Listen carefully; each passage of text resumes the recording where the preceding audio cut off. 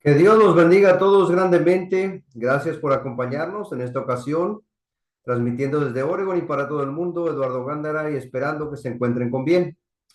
El día de hoy vamos a continuar con el tema que iniciamos la semana pasada en relación a esa etapa en la vida de David tan difícil y vergonzosa, esa etapa donde al final de cuentas, él comete no solamente uno o dos, sino fueron muchos errores, muchos pecados, muchas faltas graves que a su momento, en su momento, el mismo David no se dio cuenta o no quiso ver la realidad de lo que había hecho, la magnitud de lo que había ocasionado o desencadenado.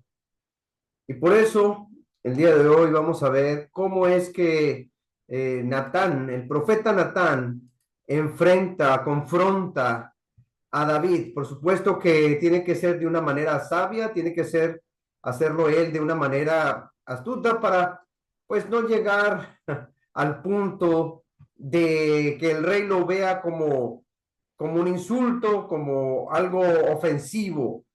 Pero pues obviamente que Natán viene de parte de Dios, el mensaje que él trae es precisamente para hacer entender a David de lo que ha hecho, pues es grave en gran manera, bastante delicado, bastante grave. Entonces, según lo que nos dice la escritura, vamos a ver cómo dice la palabra de Dios allá en el segundo libro de Samuel. Dice así la escritura, capítulo 12 versículos del 1 al 7. Lo menciona de la siguiente forma. Jehová envió a Natán a David y viniendo a él le dijo, había dos hombres en una ciudad, el uno rico y el otro pobre. El rico tenía numerosas ovejas y vacas, pero el pobre no tenía más que una sola corderita que él había comprado y criado y que había crecido con él y con sus hijos juntamente, comiendo de su bocado y bebiendo de su vaso y durmiendo en su seno, y la tenía como una hija.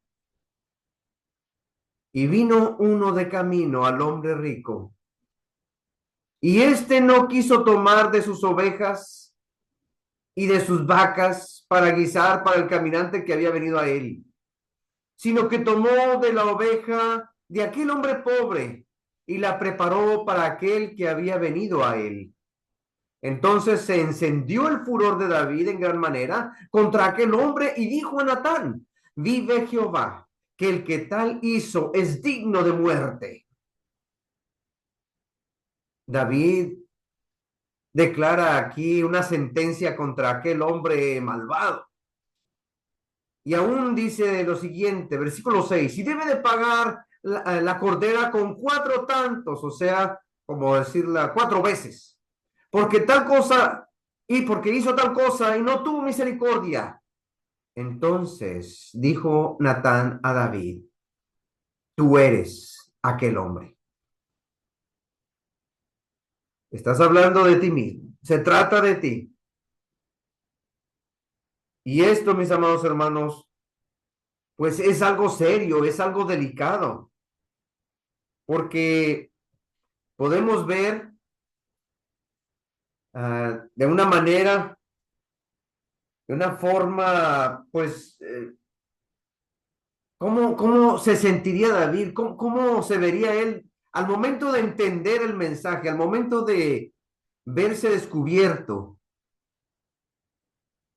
Yo me imagino que él hasta inclinando la cabeza, cubriéndose los ojos, diciendo, pero ¿cómo es posible?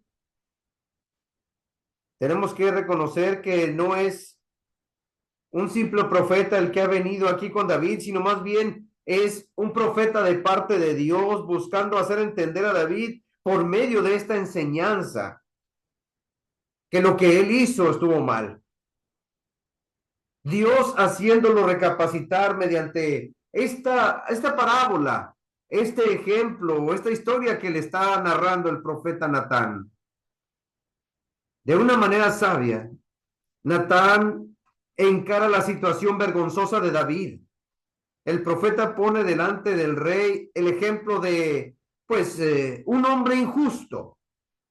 Es una parábola que lleva un llamado a la conciencia de David, un llamado a evaluar, a juzgar las acciones cometidas por el mismo David. Pero también es una invitación a ver el cuadro de otra persona. David en un momento está analizando la situación de alguien más, no la de él.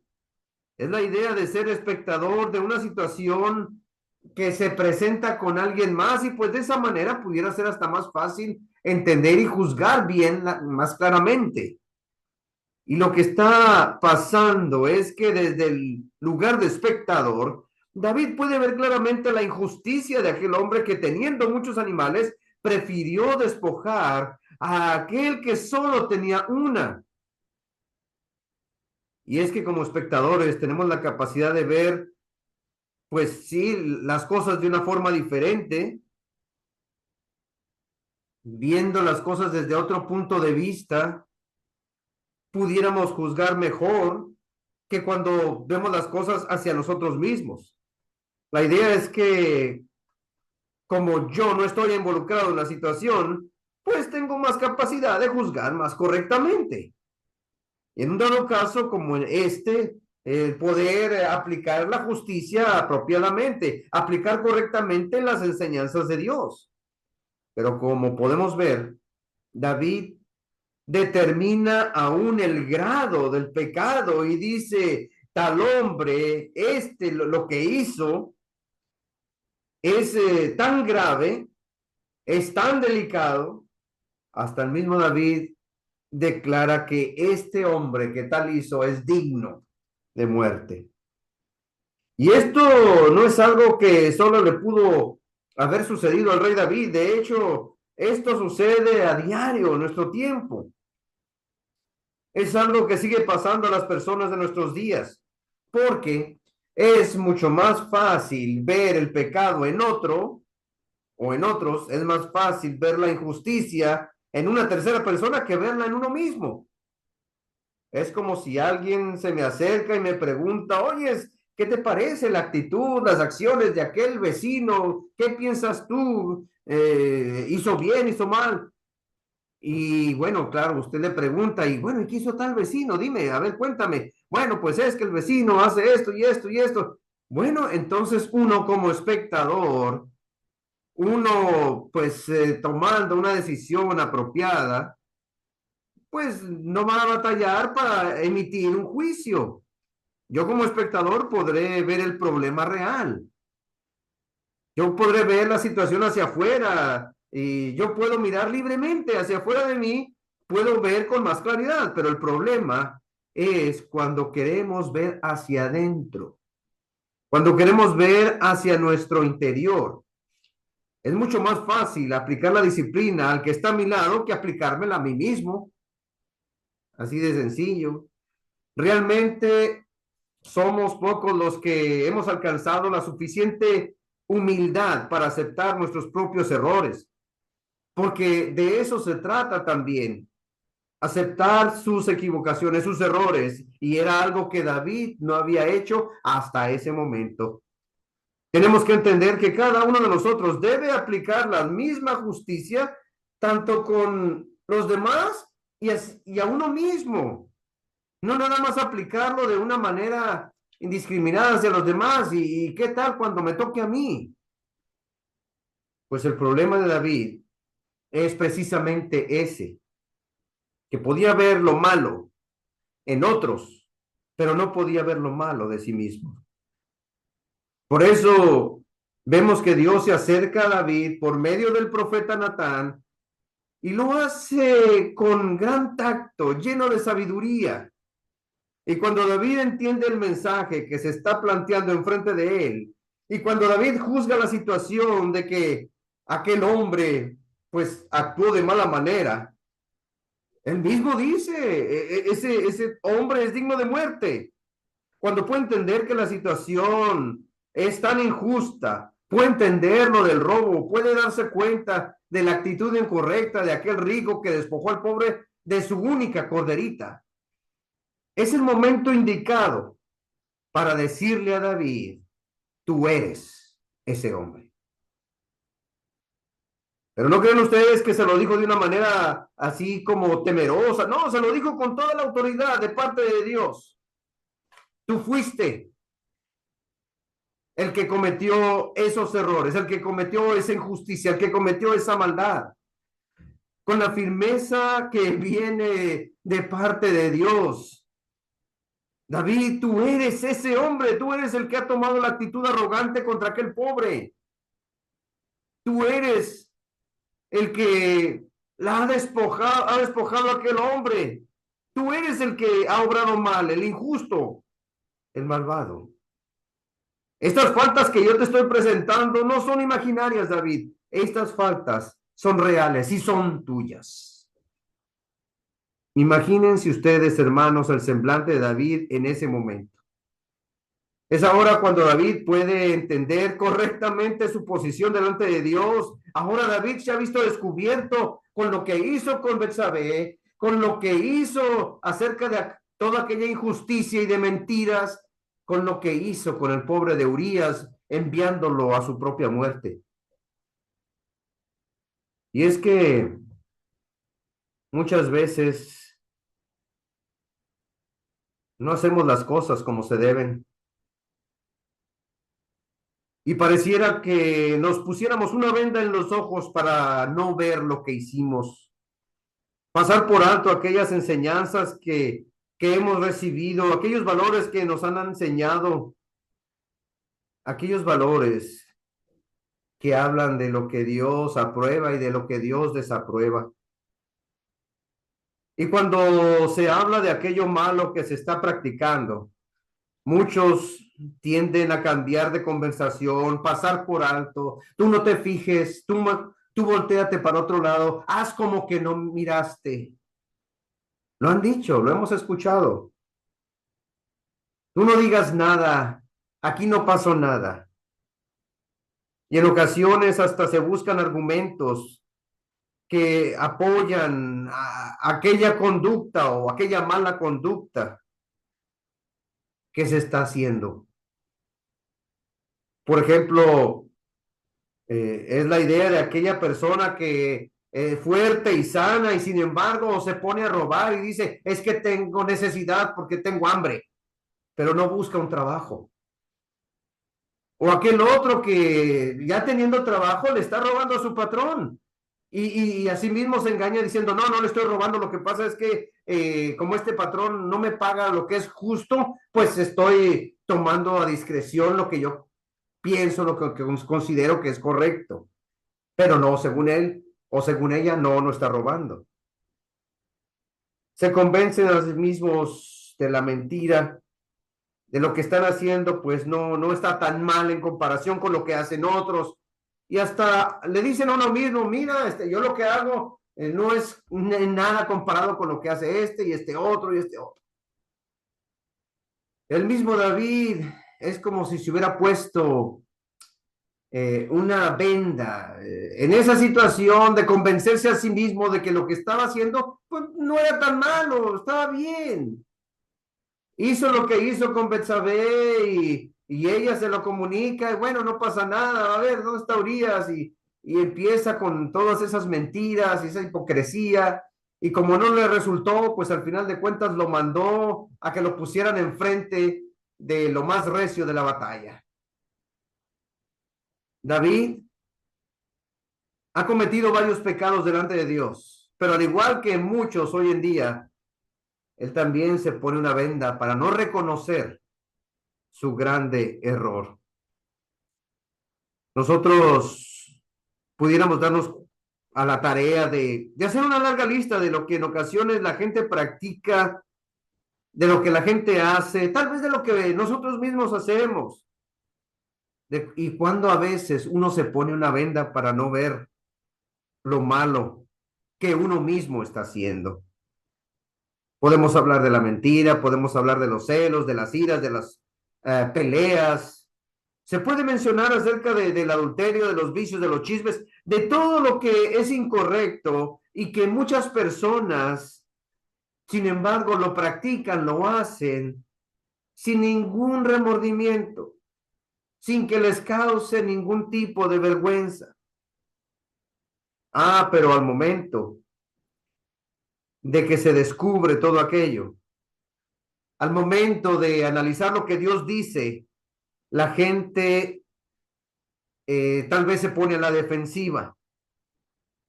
La gente no quiere reconocer la verdad. Mucha gente prefiere dar la vuelta y no tocar el tema. Pero pues hablando de David, David tiene un gran historial. Su vida no siempre fue así de injusta, porque en la escritura nos muestra que la vida de David fue llena de grandes bendiciones, una vida llena de grandes ejemplos, disciplina delante de Dios. Desde que él cuidaba aquellas ovejas y se enfrentaba a aquellas fieras de una manera tan valiente. En aquel momento en que David, siendo aún joven, enfrenta a aquel soldado tan grande, aquel Goliat que lo enfrenta en el nombre de Dios y lo vence. Encontramos en la vida de David una situación donde él, haciendo lo correcto, hasta se ve involucrado en los celos que tiene el rey Saúl contra él, y cómo Saúl lo persigue, y cómo Saúl lo acosa, y cómo Saúl hasta lo ataca. Y Dios lo cuida a David, y Dios lo protege.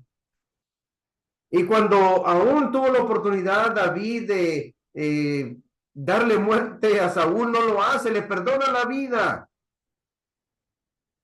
La vida de David fue una vida llena de sabiduría, pues ahora, ante su pecado, es difícil creer que David pudo haber cometido todo eso. La vida de David era ejemplar. Él reunía todo lo que se necesitaba para ser un gran hombre de Dios desde que era joven. Él siempre con un carácter moral, un carácter religioso que nadie podía superar. David poseía dos cualidades básicas para tener una perfecta relación con Dios: la humildad y la sumisión. Estas cualidades se demuestran a lo largo de su vida. Estas dos cualidades demuestran que David nunca se dejaba llevar nada más por un impulso.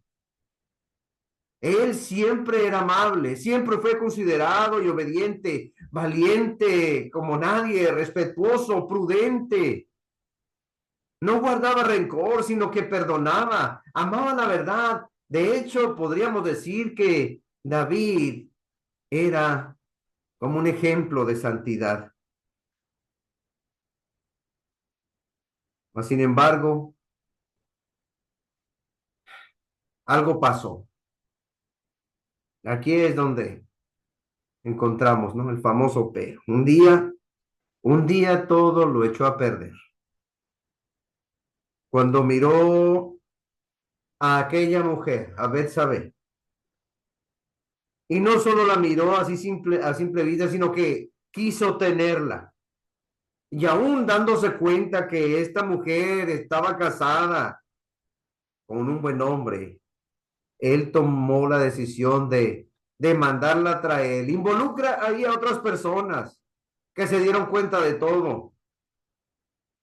Y esta decisión que él tomó vino a descomponerlo todo. Lo más triste del caso es que después de haber hecho lo que hizo, David no se arrepintió. No se arrepintió de lo que hizo con ella, no se arrepintió de lo que le hizo a Urías, y por eso Dios tiene que intervenir usando al profeta Natán. Y llega Natán y cuenta esta historia acerca de un hombre rico que tenía muchas ovejas y tenía muchas vacas, y viene aquel otro y le quita la única que tiene, la única corderita. Sabiamente el profeta lleva a David hasta hacerlo obrar con justicia, y con sus propias palabras David da su propia sentencia. Ese hombre, ese injusto, ese ingrato, tal vez hasta miserable, es digno de muerte. Y en ese momento tan crucial es cuando, pues, el profeta le declara la verdad. En ese momento es cuando, pues, le hace ver que es él, lo confronta con sus propios errores, sus propios pecados. Ese hombre eres tú eres. Y por supuesto que el profeta ha sido enviado por parte de Dios porque Dios quiere un cambio en la vida de David, quiere una respuesta. Dios tiene propósitos para David y como él no se da cuenta, como él no ha reconocido nada, envía al profeta. Espera que David reconozca, que acepte su culpa y por supuesto que se arrepienta. Espera ver en su corazón dolor por lo que ha hecho.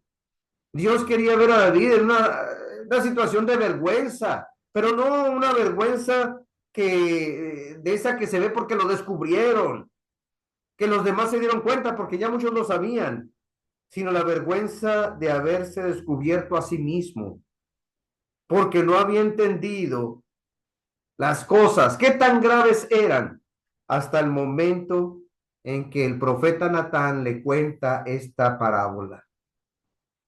Ese hombre tan malvado, tan perverso, tan injusto eres tú. Por eso, esta escritura sirve para darnos cuenta que no hay nada encubierto ante los ojos de Dios. Dios todo lo ve, Dios todo lo sabe. Porque podemos engañarnos a nosotros mismos o tratar de engañarnos a nosotros mismos. Podemos engañar a otros, pero a Dios nunca lo podremos engañar. Podremos juzgar y condenar la situación de otras personas, pero juzgarnos a nosotros mismos va a ser mucho más difícil y más triste. David finalmente lo entiende y dice ahí en el capítulo 12, versículo 13 del segundo libro de Samuel, dice así: entonces dijo David a Natán, pequé contra Jehová. Y Natán dijo a David, también Jehová ha remitido tu pecado, no morirás. Esto quiere decir que si David no hubiera, no hubiera reconocido ese pecado, entonces hubiera muerto. ¿Por qué? Pues porque la paga del pecado es la muerte. Si no hubiera aceptado, si no hubiera reaccionado de esa manera, tal vez Dios le hubiera quitado no solamente el reino, sino que le hubiera quitado la misma vida. Porque lo que hizo David, dice la escritura, no fue agradable para nada. Fue reprobable. Dios lo vio, Dios lo reprobó.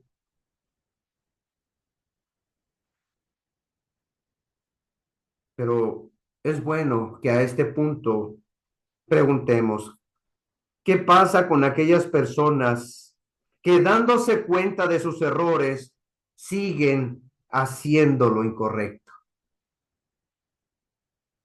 ¿Qué hay de aquellas personas que no reconocen lo que hicieron y se les dice y se les demuestra, pero aún así lo niegan?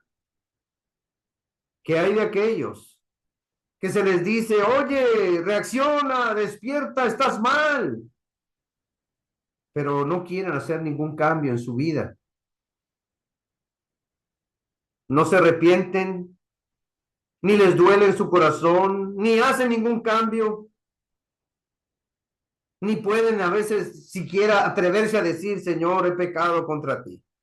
Pues estas personas tienen dos opciones: seguir añadiendo eslabones a su cadena de pecados, seguir tejiendo en su telaraña de hipocresía y mentira, y finalmente morir, claro, sin ninguna esperanza, o entender que Dios nos llama precisamente a reconocer esos errores, esos pecados, que Dios nos llama al arrepentimiento. Por supuesto que Dios está evaluando nuestra vida y si cometemos errores, pues necesitamos darnos cuenta y reconocer que fallamos, aceptar nuestra culpa Y después de aceptar esa culpa, arrepentirnos de aquello que hicimos mal para que finalmente Dios nos perdone. Pues es importante que cada uno de nosotros reaccione, se dé cuenta, evalúe y que podamos nosotros ver nuestra vida desde otro punto de vista, cómo lo ve Dios, cómo lo ve otra gente. A veces uno mismo es el que se niega a aceptarlo. Todos en algún punto hemos fallado, todos en algún momento hemos pecado. Y cuando nos hemos dado cuenta, cuando nos hemos avergonzado de aquello que hicimos, lo primero que necesitamos hacer es pedirle perdón a Dios. Y, y después tratar de enmendar, tratar de hacer algo.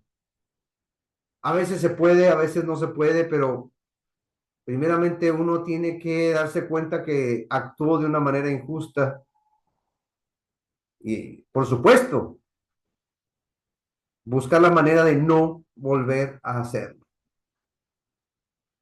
Dios está con nosotros, Dios nos ve, Dios nos oye y quiere un cambio en cada uno de nosotros, sus hijos. Quiere obras de arrepentimiento. Llegará el momento en que sí, seremos juzgados, unos antes que otros, pero antes de que eso llegue, pues uno necesita ponerse bien, reconocer, pedir perdón, arrepentirse. Y esto, pues, es para todos. Que Dios nos bendiga, amados hermanos, y que Dios nos ayude en este proceso. Aquí no termina este tema, porque todavía vienen las consecuencias, porque aquí este punto David reconoce al ser confrontado, pero después vienen consecuencias, y son consecuencias muy tristes, muy delicadas, muy graves. Eso lo vamos a ver en el siguiente tema. Bendiciones para todos.